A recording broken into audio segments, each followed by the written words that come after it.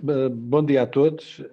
Antes de mais, gostava de agradecer o convite da Câmara Municipal da Ruda dos Vinhos para poder estar mais uma vez presente em Ruda dos Vinhos. Eu espero ser um bocadinho mais incisivo desta vez do que fui da última vez. Não tive perguntas. Espero que haja muitas perguntas. E se quiserem interromper no mesmo meio, era ótimo. Eu tenho que agradecer esta introdução do colega Jorge da Cunha. Aliás, a sua forma de estar, a sua forma de expor é motivadora para qualquer pessoa, para qualquer professor. Obrigado. E eu ia pedir para compartilhar a tela, não sei se é possível, porque queria passar um bocadinho de PowerPoint.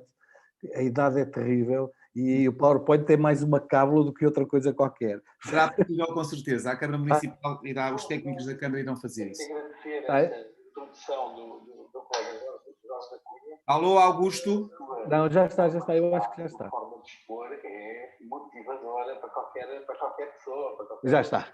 Obrigado. Penso que já conseguem ver. Não sei se é possível, porque queria passar um bocadinho de PowerPoint.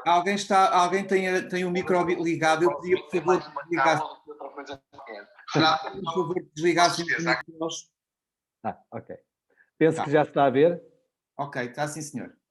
Pronto, e o tema que falámos, ou seja, o tema que vamos agora tratar, as ferramentas ao serviço da educação, a evolução e perspectivas. E, de facto, se calhar é importante, nós ouvimos a senhora vereadora falar e levantar aquilo que foi o trabalho de excelência que tem vindo a ser desenvolvido em Arruda dos Vinhos e, ao mesmo tempo, fazer aquela referência normal ao problema da pandemia e aquilo que produziu. Aquilo que produziu ou aquilo que está a produzir é terrível, não é? As desigualdades, as diferenças entre os alunos cada vez são maiores. Uns tiveram mais facilidade, outros tiveram menos facilidade, as famílias, umas conseguiram ajudar mais, outras conseguiram ajudar menos ou nada. A autonomia dos alunos era uma coisa que nós não trabalhamos, temos muita dificuldade. Isto em relação à autonomia é engraçado, porque nós pensamos que na escola devíamos trabalhar a autonomia, mas depois em casa temos alguma dificuldade, sempre tivemos alguma dificuldade. Eu tenho uma filha com 18 anos, e às vezes peço-lhe para ela ir ao pão, que é na rua em frente, e vou à janela ver se aquilo está a correr bem. E isto é com estas idades. Quando eles são mais pequeninos, tirando daquele jovem de 2 anos que conseguiu andar sozinho durante tanto tempo, não é normal, não é? A autonomia não é muito grande. E, de facto, aquilo com que nós nos preocupamos na escola tem vindo a ser com generalidades. Ou seja, tentamos que tudo seja importante. Uma das coisas que nós, professores, muitas vezes dizemos é temos que dar o programa. E temos que dar o programa todo, e não podemos deixar nada por trabalhar. E, de facto, quando nós trabalhamos, ou quando queremos tudo, quando queremos trabalhar tudo, e consideramos que tudo é importante, se calhar nada é mesmo essencial. E, portanto, aquilo que nós vamos ter com certeza que fazer é... O que vamos ter que fazer é perceber que eles vão ter que não só adquirir conhecimentos, com base em alguns conteúdos que nos vamos dando, e se calhar esses são os conteúdos que ao longo do tempo têm vindo a ser trabalhados de várias maneiras, mas temos algumas dificuldades, porque dificilmente nós explicamos aos alunos porque é que se aprende matemática, ou porque é que se aprende português. Português, se calhar, até é mais fácil eles perceberem. Mas porque é que se aprende geografia, ou história, ou ciências, ou TIC? Temos alguma dificuldade e raras vezes nós explicamos aos alunos. Às vezes, quando um aluno perguntava o que é que vamos dar este ano, no início do ano, aquilo que nós dizemos, olha, vamos dar o que está no programa. E mandávamos ler o programa. E aquilo que os miúdos diziam era, professor, mas o programa tem 100 páginas, não é? Ninguém lê, nem os professores às vezes, mas passando um bocadinho à frente. De facto, era importante começarmos a explicar o que é que realmente é estruturante para que os alunos tenham sucesso educativo. E esse é um trabalho que, a pouco e pouco, nós fomos tentando fazer com a experiência que vamos adquirindo, mas sempre com muito medo que a inspeção alguma vez nos viesse perguntar se nós não demos o programa todo. Há escolas até em que têm que registar quais são as matérias que não foram dadas do programa, porque depois pode haver alguma questão. Mas, de facto, nós não trabalhamos muito aquilo que é fundamental, exceto em alguns momentos. Eu sou professor de educação física, portanto não tenho grandes problemas nestas questões, mas quem trabalha muito bem as aprendizagens estruturantes são os explicadores. O professor de matemática, quando está a preparar um aluno para exame, não lhe dá o programa todo. Dá-lhe aquilo que ele considera que é estruturante para que ele consiga ter sucesso. Mas depois, quando está na sala de aula, tem que dar o programa todo. Ou seja, há aqui umas certas incongruências que era preciso, se calhar, nós estarmos com atenção. Ou seja, como é que nós fazemos, ou será que nós fazemos uma seleção criteriosa daquilo que são as aprendizagens e das competências, relativamente àquilo que são os programas todos e todos os conteúdos que temos que dar? Temos alguma dificuldade, mas vamos conseguindo. E aquilo que nós vamos fazendo na escola é uma soma de conteúdos. Vamos passando de um conteúdo para o outro e temos alguma dificuldade em perceber se realmente aquilo que são as aprendizagens que os alunos vão realizando, elas estão consolidadas ou não. Se elas são ou não são significativas para aquele aluno. E, de facto, às vezes, deixamos passar algumas questões que são fundamentais. Agora, no pós-pandemia, é fundamental, aliás, como o Jorge há pouco disse, é fundamental que se perceba, até porque as desigualdades aumentaram, as diferenças passaram a ser maiores, se calhar vamos ter que perceber, e foi focado há bocadinho, o que é que vai acontecer a cada aluno quando chegar. Há uns que vão estar mais à frente, há outros que vão estar um bocadinho mais atrás, outros que vão estar muito atrás. Ora, para isto, se calhar, nós vamos ter que fazer uma coisa que dificilmente, pelo menos, temos alguma dificuldade em encará-la, que é percursos individuais de aprendizagem. Ou seja, há alunos que com certeza vão ter que ter um tipo de trabalho e há outros alunos que vão ter outro tipo de trabalho e nós vamos ter que estar atentos a todos. E para isto tem que haver uma participação ativa do aluno. Nós temos que perceber exatamente onde é que ele está e temos que perceber como é que nós conseguimos fazer com que eles aprendam e recuperem aquilo que eventualmente ficou para trás. Claro que não vai ser com aulas positivas. Claro que aquilo que aconteceu com esta pandemia, em muitos casos, e ouvi a vereadora falar um pouco naquilo que foram as soluções que foram encontradas em Arruda dos Vinhos, com a Câmara Municipal, com os agrupamentos, com os professores, mas de facto nós professores não estávamos preparados para trabalhar à distância. Não é? A grande maioria dos professores não estava preparado. Mesmo com o esforço todo que tivemos de reaprender, de retomar novas estratégias, tentar perceber como é que funcionam as tecnologias, muitas dificuldades nós tínhamos para conseguir, quantas vezes, entrar no WhatsApp, no Classroom, no Zoom, etc. Tivemos muitas dificuldades. E, em muitos casos, aquilo que nós fizemos foi uma replicação de um pouco daquilo que eram as aulas expositivas, mas apenas à frente do ecrã. Isso fez com que existissem aqueles alunos que já tinham muita facilidade, progrediram, e aqueles que tinham mais dificuldade, que ficaram para trás um pouco. Claro que a melhor solução e um dos instrumentos diferentes de trabalhar será começar a colocar questões de problema aos alunos, estudos de caso, projetos, enfim, outro tipo de estratégias que não aquelas que naturalmente e ao longo dos anos nós fomos utilizando.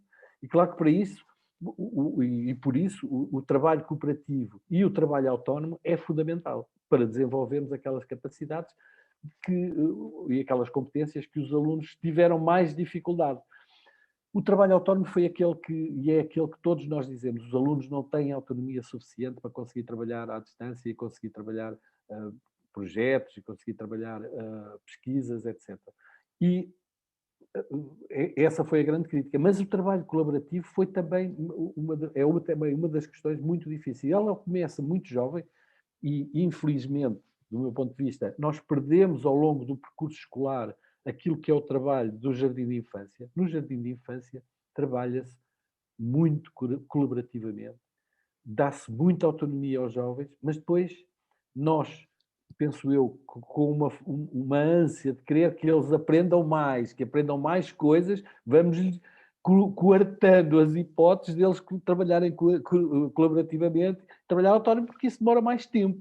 E o tempo é uma coisa que muitas vezes faz muita falta. Por outro lado, temos muita dificuldade em explicar qual é o significado dos objetivos a atingir. Ou seja, para que é que eu estou a ensinar o seno e o cosseno aos alunos na matemática? Porque não serve para nada.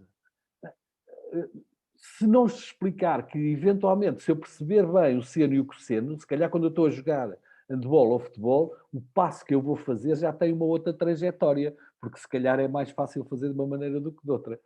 E isto era importante que nós dessemos significado àquilo que são os objetivos que os alunos devem atingir. Por outro lado, uma das coisas que mais salientou tem a ver com, esta eu penso que é comum a todos nós. O perfil dos alunos à saída da escolaridade obrigatória é talvez o documento mais consensual que foi feito alguma vez. Mas este perfil já tem 2, 3 anos, 4 anos. E de facto, para nós serve como uma miragem quase. Será que nós avaliamos os valores e as competências que estão definidas no perfil? Será que não deveria ser esse, digamos que o documento orientador, o instrumento base para nós percebermos se realmente estamos a trabalhar para o sucesso dos alunos? Será que colocamos o perfil do aluno no centro da ação do professor ou estamos mais preocupados com aquilo que são os conteúdos programáticos de cada uma das disciplinas? Sistematizamos as práticas pedagógicas para orientar os alunos sobre qual o caminho a seguir para conseguir adquirir aquelas aprendizagens ou aquelas competências? Será que provemos projetos interdisciplinares que melhorem a qualidade pedagógica das aprendizagens e que correspondam ao adquirir daquelas competências que são fundamentais? Será que não temos que repensar a importância das competências dos alunos? E, de facto, é importante. Agora que vão abrir, e eu ouvi que vão ter mais uns cursos profissionais, era importante. A minha escola tinha vários cursos profissionais e era curioso porque as PAPs é uma altura em que nós pedimos aos pais para fazerem as provas de aptidão profissional no final do ano, é uma altura em que os pais são solicitados no sentido de explicar ou de dizer o que é que se passou durante os 3 anos que os alunos tiveram nos cursos profissionais e, ao mesmo tempo, como é que fizeram o acompanhamento dos estágios. E um dos melhores alunos da escola este ano, a mãe, ao falar, perguntou, desculpa, eu tenho que dizer qualquer coisa. É que o meu filho foi colocado no Mirage, no técnico de turismo, e foi colocado num hotel de 5 estrelas, e quando lá chegou eu tive que o acompanhar, porque como eles são menores, os pais têm que os acompanhar no primeiro encontro, e aquilo que o diretor perguntou ao meu filho foi, então o que é que tu trazes de novo à nossa empresa? E o jovem ficou aflitíssimo, olhou para a mãe e a mãe disse, olha, mas ele tem média de 19. E o diretor perguntou, não é isso, não me interessa. Interessa-me saber sabes, o que é que vens trazer de novo à escola? És criativo, consegues trabalhar em grupo, és simpático para as pessoas, és empático. E o jovem ficou ali um bocado aflito, mas conseguiu responder. Conseguindo responder, porque de facto realmente não foi a nota, nem sequer é a nota que muitas vezes o mercado de trabalho exige. Aquilo que o mercado de trabalho exige são competências que nós não temos tempo para trabalhar se só trabalharmos os conteúdos programáticos. E, portanto, se calhar era bom que nós começássemos para além de fazer os testes, e os testes podem ser importantes, mas era preciso ir indicando a cada aluno, ir explicitando o que é que eles podem e o que é que eles devem atingir, criando como perfis de desempenho para cada aprendizagem a realizar. E elas podem ser e devem ser feitas em várias maneiras. Claro que isto é um trabalho que tem que ser um trabalho do professor, olhando, analisando e preparando os seus objetivos com os seus alunos, de forma a que eles, à medida que vão fazendo as aprendizagens, percebam aonde é que estão. Por exemplo, eu vou dar só um exemplo, por exemplo, português do 10º ano, aquilo que nós tentámos fazer, está difícil, aquilo que nós tentámos fazer foi olhar para os conteúdos do português do 10º ano, tendo os domínios que são definidos dentro daquilo que são as aprendizagens essenciais e depois hierarquizando 3 níveis diferentes de consecução digamos, das aprendizagens. Para quê? Para o aluno ir percebendo onde é que está. O nível superior será aquele em que o aluno está, ou seja, adquiriu completamente aquilo que é o objetivo da aprendizagem realizada. Mas ele vai percebendo onde é que ele vai estando. Compreende de modo satisfatório, depois um nível intermédio em que já está, em que já se aponta mais qualquer coisa. E isto, ao mesmo tempo, vai orientando o aluno. Claro que para isto, o programa de português não está feito assim. O programa de educação física, por acaso, está. Mas o programa de português e das outras disciplinas não está. Se calhar era importante que isto fosse feito para que os alunos, e fosse entregue aos alunos para eles perceberem. Mas isto é no que diz respeito aos conteúdos programáticos. Será que nós podemos ou conseguimos fazer a mesma coisa relativamente às competências? Ou aos valores que estão definidos no perfil dos alunos? Desculpem lá. Não dá.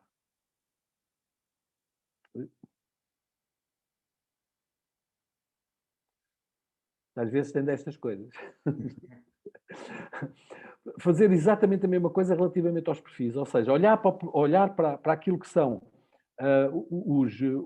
as competências e os valores que estão definidos no perfil e criar aqui um instrumento que vá acompanhando o aluno ao longo da sua escolaridade e, ao mesmo tempo, aquilo que nós fazemos, porque nós fazemos isto, não registamos em lado nenhum. E depois, quando eles acabam o 12º ano, só têm a nota, só têm o 19, não têm o perfil traçado. Então, criando digamos que um instrumento novo, que não dá trabalho praticamente nenhum, ele acompanharia o aluno, e é uma proposta, como é evidente, acompanhar o aluno do 1º ao 12º ano, e a única coisa que as pessoas vão fazendo, primeiro o conselho de turma, ou o conselho de docentes, e depois o conselho de turma em cada um dos anos seguintes, e ir percebendo onde é que ele está.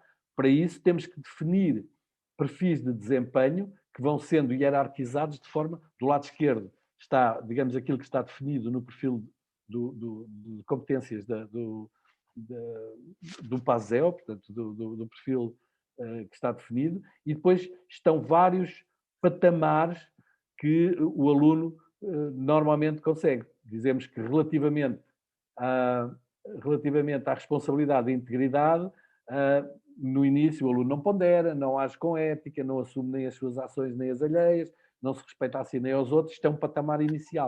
A única coisa que se propunha era que se colocasse a data no momento em que ele adquire.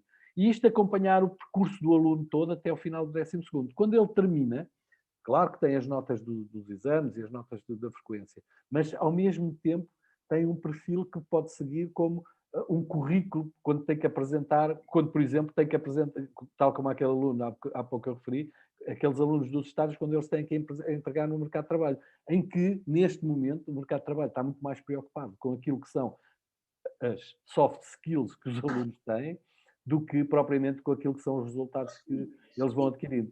Claro que...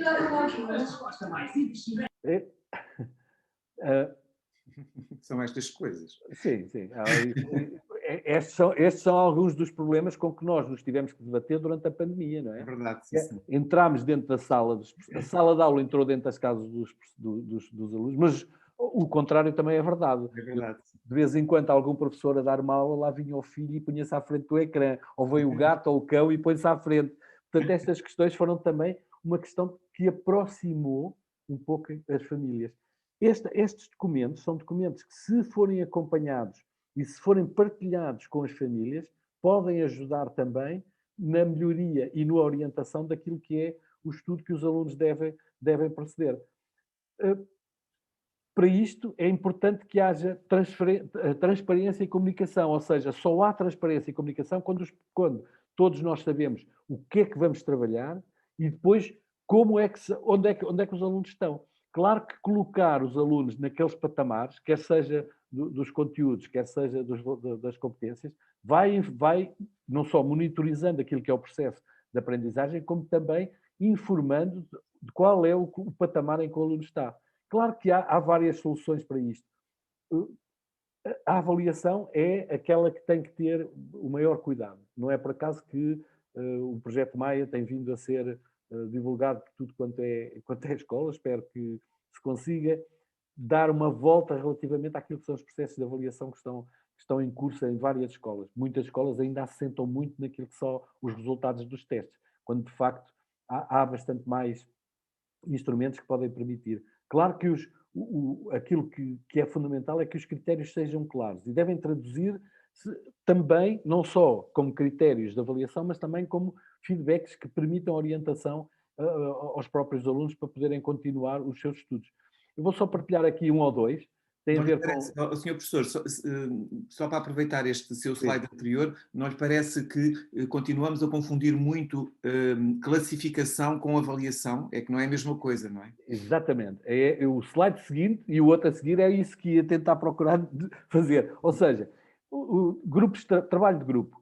O que é que eu digo aos alunos no trabalho de grupo? Eu digo-lhes que, e serão os critérios de avaliação, não é? Eu vou-lhes dizer que o que é importante no trabalho de grupo?